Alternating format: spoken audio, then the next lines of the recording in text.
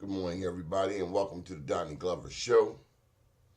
I hope that you are well. We're getting into the early part of spring. Can you believe it? It is here. Spring is here. Cold weather is out the door. We've covered some events lately I got to tell you about. Lowe's annual basketball tournament. Antoine Lowe. This was Monday over on historic Pennsylvania Avenue. Congratulations to Mr. Lowe and to the other volunteers who came out for this annual basketball tournament. It may not be a lot to some people, but it was certainly a lot to me. Gave an opportunity to give our young people, basketball players, a chance to play. This is an annual thing, 10 and under, 12 and under, 14 and over. I even had a young lady player. It was just good. Just good to see, particularly right here on Pennsylvania Avenue. Quite often we get the short end of the stick from a media perspective. But nonetheless, big ups again to Antoine Lowe and his team of volunteers for providing our young people in this area with some recreational opportunities, chance to compete. Did you go to the rec? What was your rec? What recreation center did you attend? Mine was Easterwood. First one was actually Cecil Kirk, but we didn't stay in that area long, so only went there a couple of times. But Easterwood, Bacon Bentlow, all day long and twice on Sunday. The Easterwood Whatnots. Minister Glenn, good morning to you. Minister Glenn, their show is on today on Wednesdays. Baltimore Transit. Doing a marvelous job keeping us informed and enlightened. What else did we do? Oh, Marilyn Mosby got in the race yesterday. She officially filed. This will be her second re-election. She's seeking her third term. And I ain't going to get in her way. No sirree, Bob. Not doing it. Will not get in her way. Got some people that want to challenge her. I hope they are bringing their lunchbox or lunch boxes because she's going with it. We are built for this. And I got to tell you, you don't have to like Marilyn Mosby or dislike her. But what you should pay attention to is how one news station is attempting to shape an entire election. Fox News cannot tell me who to vote for. They can bring Freak Nasty on their show 1,000,000 times, but they will not convince me to ever vote for Freak Nasty. Not happening. And why are they trying to shove Freak Nasty down our throats? Why? When did a television station ever get so involved in an election that it actually manufactured a candidate? I mean, Freak Nasty is on Fox more than all of the other candidates combined. And I submit to you that he's a short guy with a Napoleonic complex with partially bad breath. So Freak Nasty needs to go back to Greenmount, learn how to properly cop, and then come back and talk to us. How can a guy who talks his way out of trouble then claim to want to be this city's moral authority? And then who the hell is Fox? I mean, really. I'll tell you who they are. They're a news network that's outworking the others and who put more time into repeating a story over and over and over. If you look at it, Fox does about 3 news stories all day. but they'll break them down and chop them up and remix them and back them up and bring them back in. A crock of crap. That's what I see. A whole crock of crap. And if you are gullible enough to vote for who those people tell you to vote for, well, I got some property I want to sell you in Brooklyn. It's a bridge. Okay, let's get on to the get down. Joe Gaskins. Hey, Donnie, how you making How out you this morning? doing, man? You Man, do know, you ever sleep? I never sleep, Donnie. You know what I do is I doze off and I keep my cell phone on my chest while I'm getting some rest. Well, when this election is over, I want you to take a proper vacation. Well, that's probably doing some more work. You know, how about some deep sea fishing? That's a good one. Deep sea fishing. Shit, yeah, Did you yeah. hear that Marilyn Mosby is filing for her third campaign? I would hope she would fight back. Yeah, You she's know, she's she's she's running gonna for go. office and she's fighting back. Okay, good, good, good. She This will gets be some unwarranted attacks. well. I was just speaking to the audience about if we allow Fox News in Baltimore to tell us who to vote for, we all should go to hell. If Yeah, we are absolutely. gullible enough to let an entity that clearly is not your friend tell you who to vote for, then we I deserve agree. what we get. I agree. I agree. And the danger of this is the mindset of people who believe this nonsense. You got a one in chance of putting elected officials that are going to do something for you. Then you allow outsiders to destroy your own people. It doesn't make sense, Don. I always ask, where do they live? Because you can't allow someone who lives over there to tell you who to vote for over here. I totally agree with it. The question you got to ask yourself: what are the motives?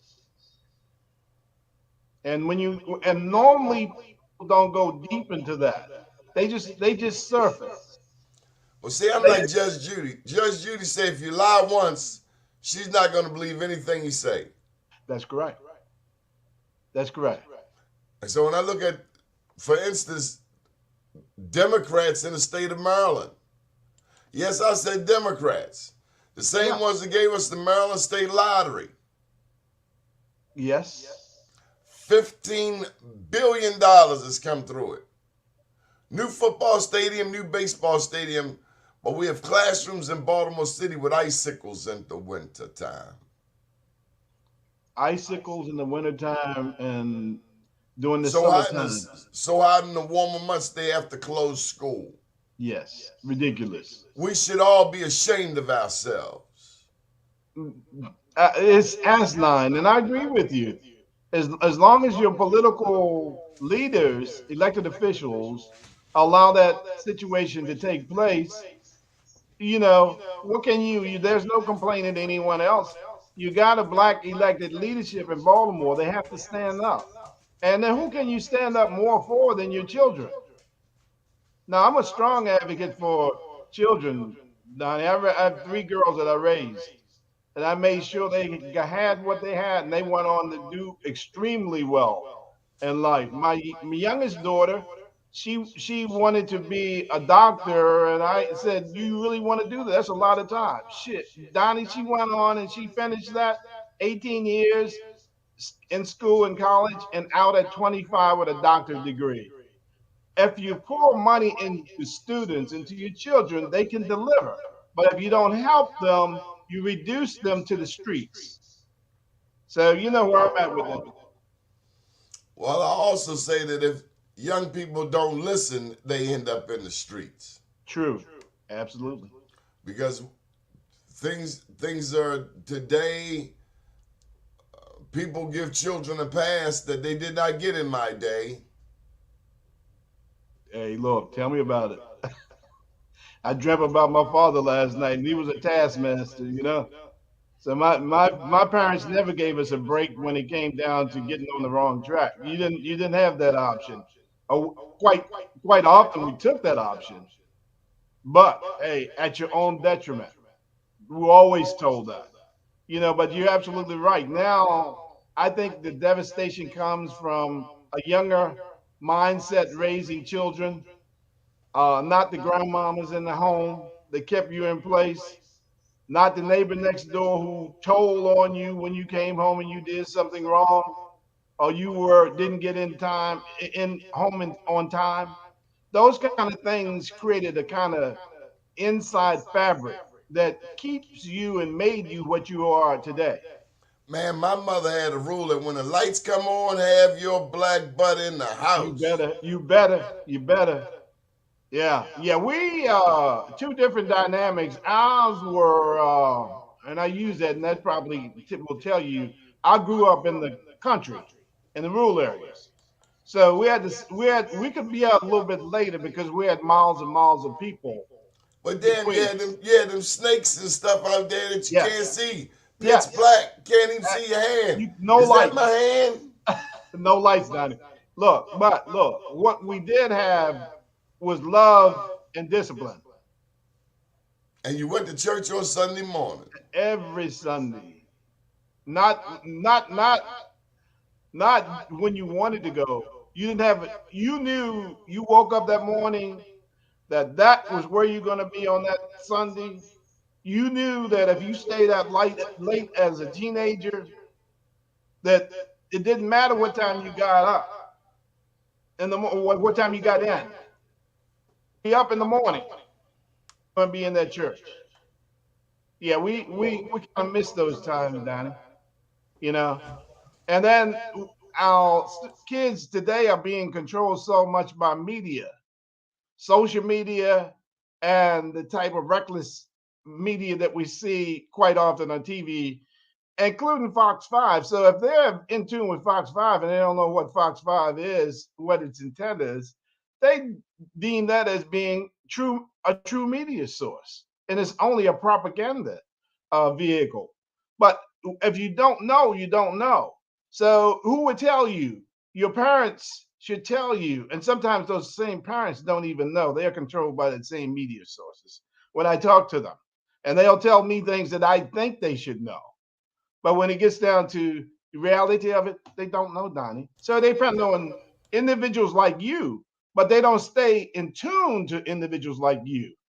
So if they don't stay to some type of control and anchor, they float around aimlessly. You know, Tell me about the need for the black press, Joe. it's devastating of what's happened to the black press over the years. When I grew up, I mean, we had the Afro that was a dominant uh, paper uh, during that time, and then we had, in fact, we do have quite a few of the other smaller papers that are still around, and that was in this city, and we always got the media that we had, including, let me use this one too, uh, Final Call. I knew I could go and pick up the Final Call and I could get something that would be a little bit different that would go through the bullshit and would give me a true source of where it was from a reality perspective that I was not going to get from white media. I knew that. And so every day I stopped and I picked up my my Final Call newspaper. I picked up the Afro. And then at that time, you didn't have social media as you have today. Now, social media, what you've done is getting right in your face with social media. It is what I would say, if it's used properly as you use, it's the best source of information that we could actually get to the black community because we don't have that. We don't have that in Prince George County. We don't have that in Charles County. So we're really at a situation that our community is looking for facts, and they're looking for sources that provide information that really will direct us, give it answers. And I saw that interview that you did last week with some of the uh, great guys from the community the older guys who was giving this young man direction. You don't pick that up. Then Channel 4 is not going to give you that. Channel 5 is not going to give you that. That's in your community news. That is what's so important about the black media sources. It's going to deep down and it's going to give you those things that the white media sources are not going to do. This governor's race is about to get about to heat up. See, they've Yes, been it going at is. Westmore with some trivial stuff about where he grew up. Let me say this to you, Joe. How can I hate on a black man that ran a $240 million nonprofit? I wouldn't care if he was born on the moon. If he dealt with North America and the institutional racism therein, to the extent that he got to New York City and managed a $240 million nonprofit, good for him. He's a showcase for what our young folk can do. I was just with Wes on Saturday. Every time I see that guy, it makes me so proud. You know, I don't have a son, but I look at him as my son. There, a guy who's went through very very early difficulties with his father, not being around, being raised by his mother, very strong mother. I got to give her credit for that. Having been gone through a process that most inner city kids do, uh, being not didn't avoid the jail process as a young adult, so he learned early what was right and what was wrong. Went on and established what I would call a really a outstanding career, a resume that individual would be envious of. Uh, and now you have this individual running for governor. We have one chance for individuals like this. We don't get those chances too often, Donnie. So I tell all of my friends and the people who are not my friends that if you let this time go, look, it's really on all of you smart intellectuals, all you elected officials who are on the wrong side of this for the wrong reasons. You need to change because what you deem that you're getting from the other candidates is not important for the overall black community. We've never had a black governor in the state of Maryland, Donnie, and I don't see one beyond Westmore who's going to make it. If we don't do it this time, it ain't going to happen. You're muted, Donnie. Rashawn Baker came here, and he seems to be enamored with Fox. And I tried to share with him, Mr. Baker, we don't care for Fox. So when we see you over there with Fox, we wonder whose side you on. Because they've never had our back. Uh, Planned and orchestrated uh, a And then platform and then for and then he's racism. over there touting the guy running for Baltimore City State's attorney. I call him Freak Nasty. Yeah. He's had two sexually perverted incidents. Yeah. Now, if a black person running for office would have had two sexually perverted incidents, it would be all over Fox News. Absolutely. But when their candidate does it, it gets buried Yeah. underneath of Rush Limbaugh in a dark corner somewhere down in the basement. The Clarence Thomas, same. Oh, Long Dong Silver. Yeah, that's the guy. Yes, absolutely. And you remember that mess that and you probably it probably was early in your career when he went in for confirmation. And Yeah, Anita Hill. yeah, Anita Hill. Long Dong Silver. You got it. Absolutely. So We how this remember, guy? a lot of people don't know that Biden ushered him in the door. Absolutely. Who the hell really is Biden? Because Wait, the look. last I checked, a black man like Clarence Thomas, we didn't see him at all of the regular gatherings. They usually kept him off, like in protective custody somewhere. Yeah, he was. and even He now wasn't a today. gin pop. Oh heck no, man. This is the type of people that they want to put in front of you And and say, tell this you is that your they should leader. be. This is your leader, absolutely. Yeah, no, and we're foolish if we don't understand the formula for black people.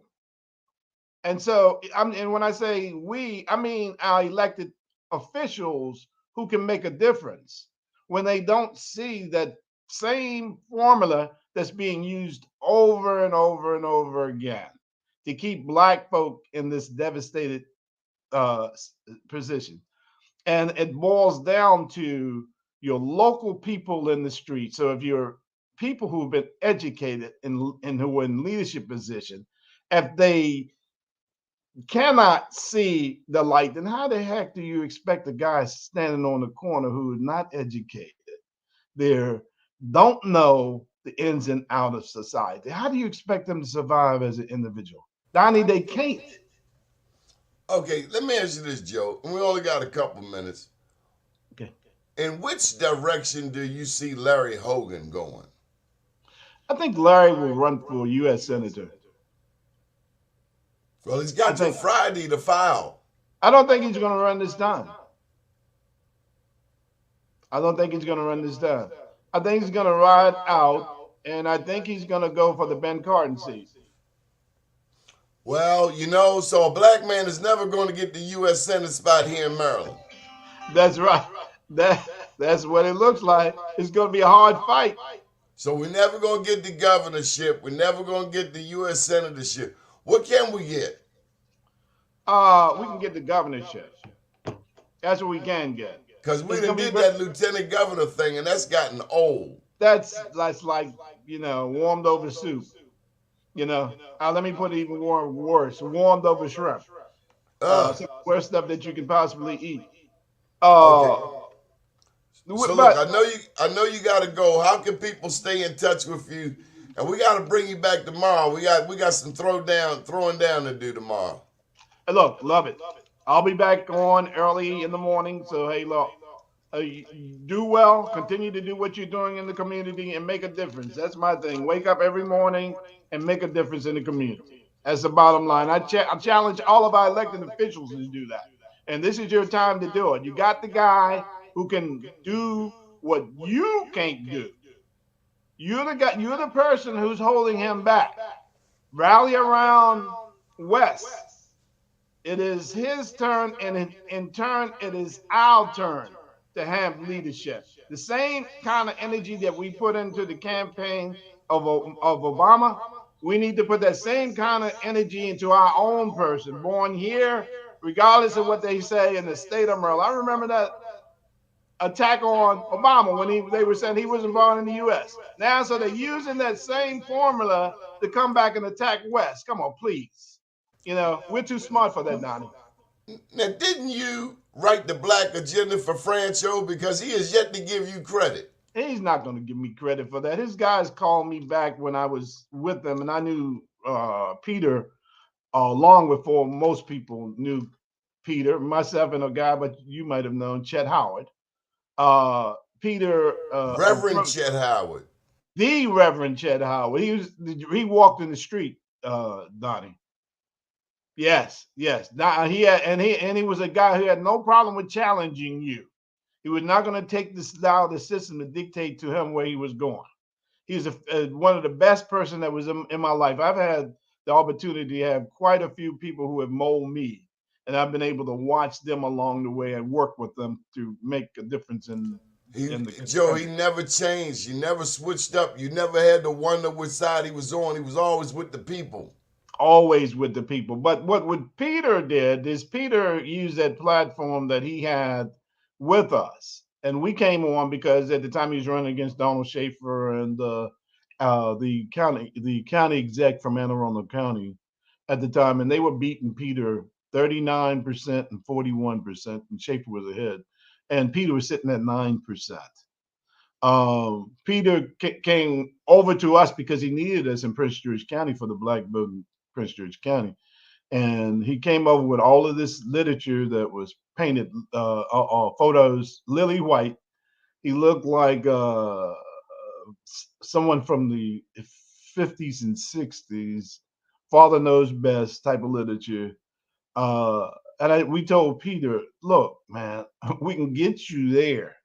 We can get you make you a competitive campaign, possibly win the comptroller's race for you. But you got to take all that literature you got and take that up to Talbot County, Eastern Shore, pass that stuff out there. But this is not the kind of literature you can pass out in Prince George County. So we did that and we converted the guy. We then put the kind of machinery behind him that took him from that 9% that he was at to a 43% margin at the end of the day. And he went on to become comptroller. Okay. But then I go back and I look at some of the people that were behind them. Joel Hendricks, when he first went into office. And I wonder what happened to Joel, because initially Peter went on and he put a black person in that position of I deputy. don't know. It just seems that the more pro African American Joel got, the less welcome he was in the Francho camp. The more independence Joel exhibited and that gold Yes. African American spirit was just dampened out. Like, Joel, you can't do that here. You're Yep. getting too black. Yes. And that's what took Joel out. And who's responsible for that? Peter.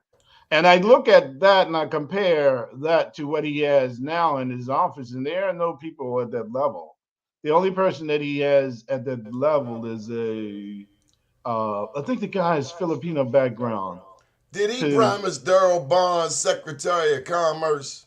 He promised Darabon Secretary of Commerce. He promised a lot of people. He promised one other person the position of. So look, he promised Darrell Bonds, Secretary of Commerce, and that's why Darrell Bonds allowed him to come to the Maryland Black Caucus Black Agenda meeting.